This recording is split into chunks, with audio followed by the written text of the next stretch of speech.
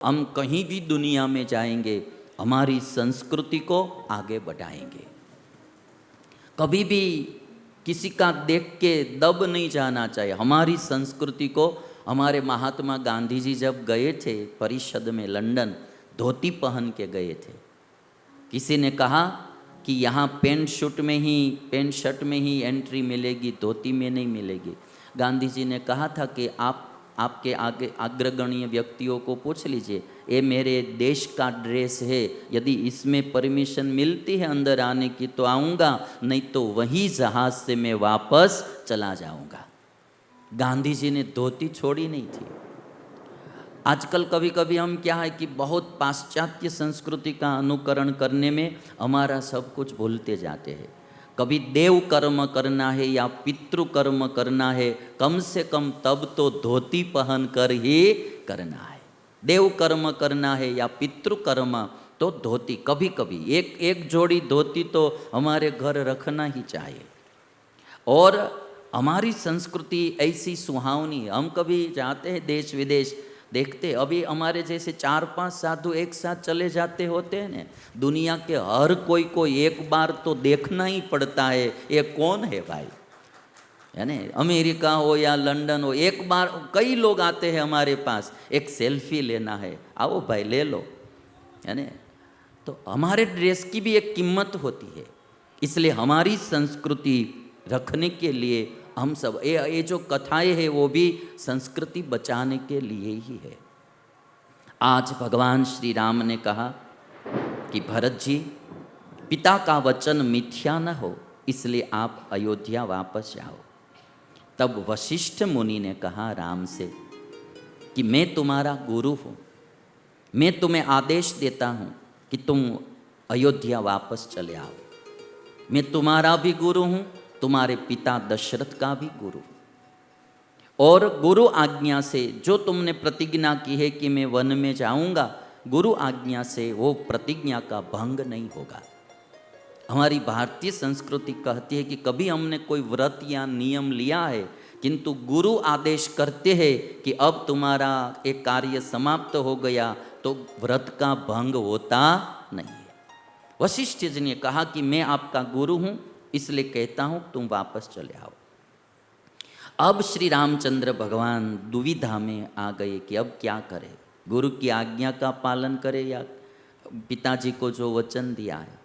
उसी समय जो अन्य ऋषि मुनियों थे, उन्होंने सोचा कि यदि राम वापस चले जाएंगे तो रावण का जो त्रास बढ़ता जा रहा है, अत्याचार बढ़ता जा रहा है, उसको कौन मारेगा। और इसीलिए सब ऋषि मुनियों ने मिल के कहा कि रावण के त्रास से पूरी पृथ्वी त्रस्त है, भगवान श्री राम को आप वन में आने दीजिए और रावण के त्रास से पृथ्वी को बचाइए।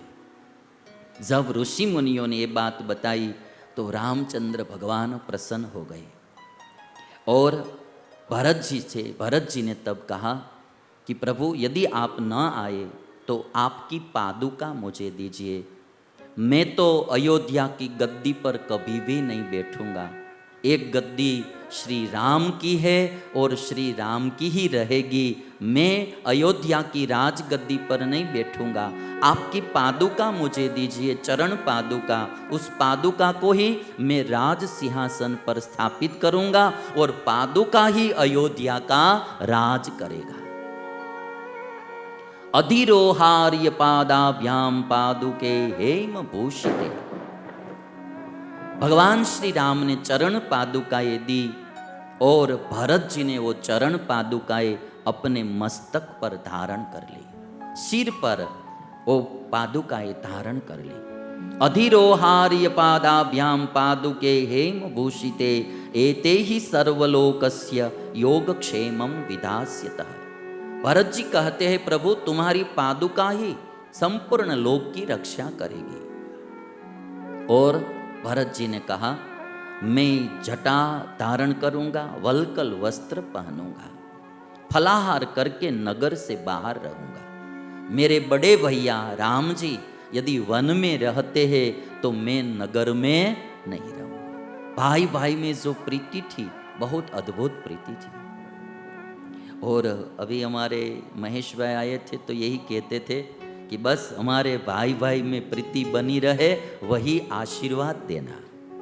भाई भाई में प्रीति बनी रहे, यही आशीर्वाद देना। भरत जी कहते हैं भगवान श्री राम से, मैं फलाहार करूंगा और वन में जंगल में ही रहूंगा, नगर में नहीं रहूंगा।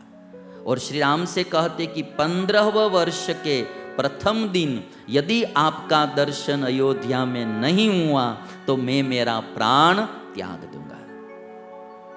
भगवान श्री राम ने तब कहा, बहुत अच्छा कहकर राम ने भरत को हृदय से लगा लिया है।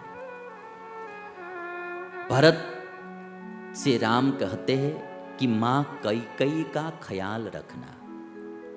बहुत बड़ी बात करते हैं राम। कौशल्या का ख्याल रखना वो नहीं कहा, मेरी मां कौशल्या का ख्याल रखना, कहा कैकेयी का तुम ख्याल रखना।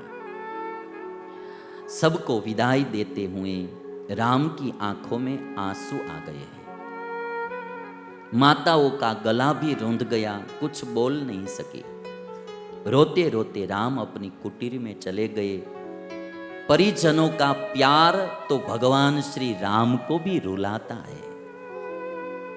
मैंने देखा है ये जो हमारी भारतीय संस्कृति, भगवान श्री कृष्ण के जीवन में कितनी ही विपत्तियां आ जाए, भगवान श्री कृष्ण कभी डरने वाले नहीं, झुकने वाले नहीं, कभी रोने वाले नहीं। कितनी ही विपत्तियां उनको जीवन में आ जाए, और उनका जीवन आप देख लीजिए, जन्म से लेकर अंत तक, स्वधाम गए भगवान श्री कृष्ण तब तक। આપણે ગુજરાતીમાં કહેવાય ને, કૃષ્ણ ભગવાન જન્મા તઈ કોઈ ગળથુથી પાનારું નહોતું, અને ભગવાન ધામમાં ગયા ત્યારે કોઈ ગંગાજળ પાનારું નહોતું, અને પૂરા जीवन संघर्षमय व्यतीत हुआ, कभी भी रोते नहीं थे। किंतु जब भगवान श्री कृष्ण वृंदावन छोड़कर मथुरा आए, एक और अपने सगे माता पिता वसुदेव और देवकी थे, एक और अपने पालक पिता नंद और यशोदा थे। मामा कंस को मारा, वसुदेव और देवकी को मिलने के लिए भगवान श्री कृष्ण आए। अपना मस्तक माता पिता के चरण में भगवान श्री कृष्ण ने रख दिया, और अपनी आंखों के आंसुओं से माता पिता के चरण भगवान श्री कृष्ण ने धोए हैं।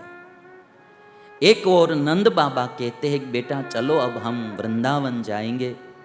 तो भगवान श्री कृष्ण दुविधा में आ गए, धर्म संकट में। एक और देवकी और वसुदेव, एक और नंद बाबा, और तब भगवान श्री कृष्ण की आंखों में आंसू आए। रोते रोते भगवान श्री कृष्ण इतना बोले कि बाबा अब मैं वृंदावन नहीं आऊंगा।